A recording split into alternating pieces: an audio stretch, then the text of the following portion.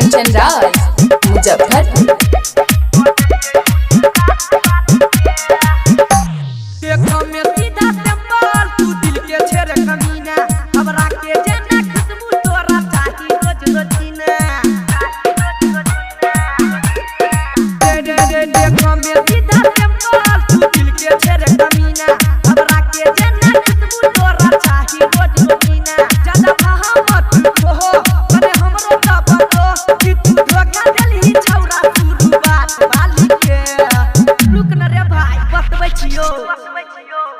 रे जब पटना वाली हमरा छोड़ल कोई मोटेलिए गुजरात वाली के जब पटना वाली हमरा छोड़ल कोई मोटेलिए गुजरात वाली के अरे बाप रे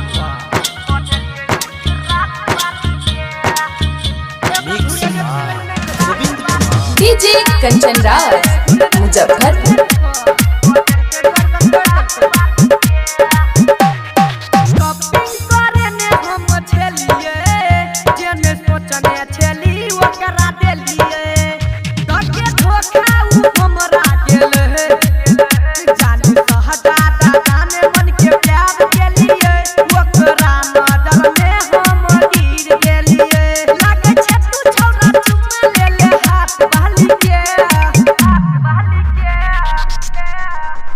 जब पटना वाली हमरा छोड़ल कोई मोटेलिए गुजरात वाली के जब पटना वाली हमरा छोड़ल कोई मोटेलिए गुजरात वाली के म्यूजिक दुल्ली बटोटी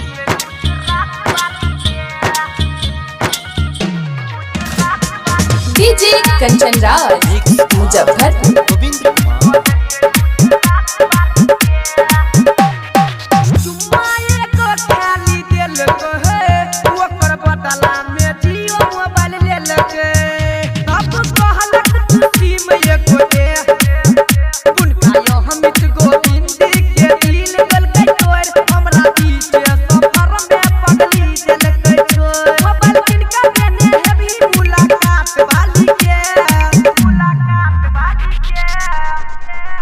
जब पटना वाली हमरा छोड़ल कोई मोटेलिए गुजरात वाली